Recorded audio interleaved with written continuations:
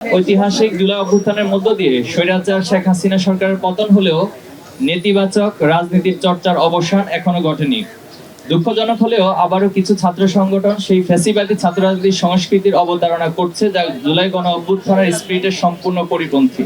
আমরা অত্যন্ত উদ্বেগের সাথে লক্ষ্য করছি যে ছাত্র রাজনীতি নিয়ে যে জন আকাঙ্ক্ষা তৈরি হয়েছিল তা কিছু ছাত্র সংগঠনের আধিপত্য নীতি, সন্ত্রাসী কর্মকাণ্ড, চাঁদাবাজি, দখলদারি, ট্যাগিং ও দোষ চাপিয়ে দেওয়ার হীন সংস্কৃতি চালু রাখার ফলশ্রুতিতে শিক্ষার্থীদের মধ্যে ছাত্র রাজনীতি নিয়ে বিমুখতা তৈরি হয়েছে এবং যা শিক্ষার পরিবেশকে বিনষ্ট করছে।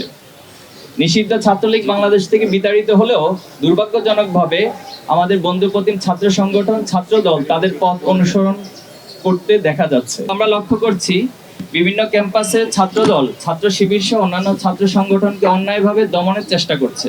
শুধু তাই নয়, নিজেরা সন্ত্রাসী কায়দা শিক্ষার্থীদের হামলা করে তার দায় উদ্দেশ্য প্রণোদিতভাবে ছাত্র শিবিরের উপর চাপিয়ে দিচ্ছে, যার প্রবক্তা ছিল নিষিদ্ধ ছাত্র সংগঠন ছাত্রলীগ। কিন্তু ছাত্রদলের মধ্যে নিষিদ্ধ ছাত্রলীগের প্রতিচ্ছবি ফুটে উঠবে তা আমরা কোনোভাবেই কামনা করি না। সারা দেশে শত শত জায়গায় চাঁদাবাজি, দখলদারি দেখে বোঝার উপায় নেই যে দেশের কোনো পরিবর্তন হয়েছে।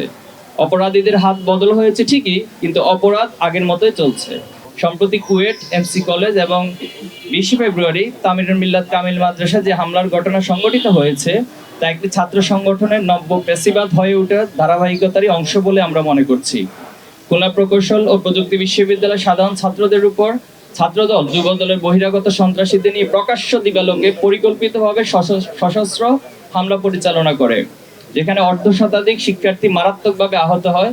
কিন্তু ছাত্রদল তাদের উচ্ছৃঙ্খল কর্মীদের বিরুদ্ধে ব্যবস্থা না নিয়ে উল্টো সেই সন্ত্রাসী কর্মকাণ্ডের দায় ছাত্র শিবিরের উপর চাপিয়ে দেয়। শুধু তাই নয়, প্রকাশ্য সংবাদ সম্মেলনে ছাত্রদল সভাপতি রাকিবুল ইসলাম রাকিব শিবিরের উপর দায় দিয়ে দেওয়ার মতো নির্দেশনা প্রদান করে, যার মাধ্যমে দেশবাসীর কাছে তাদের ঘৃণ্য পরিকল্পনা স্পষ্ট হয়ে যায়। আমরা শুরু থেকে ওনাদের সাথে নয়াপল্টন অফিসে গিয়ে বসেছিলাম।